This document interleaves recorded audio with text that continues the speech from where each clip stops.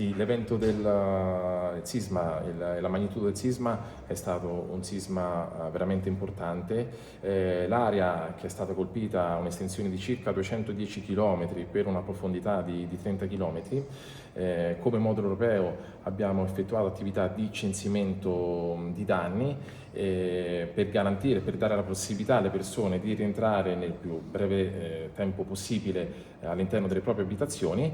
Il censimento ha evidenziato una notevole, una massiccio numero di edifici non fruibili, quindi classificati con il simbolo rosso, quindi su un 100% diciamo un 70% rossi, un 15% gialli, quindi fruibili con delle prescrizioni, e un 5% verdi. Ovviamente tutti questi dati venivano dati alle autorità locali per poi definire le priorità di intervento per quanto riguarda la messa poi in sicurezza degli edifici stessi.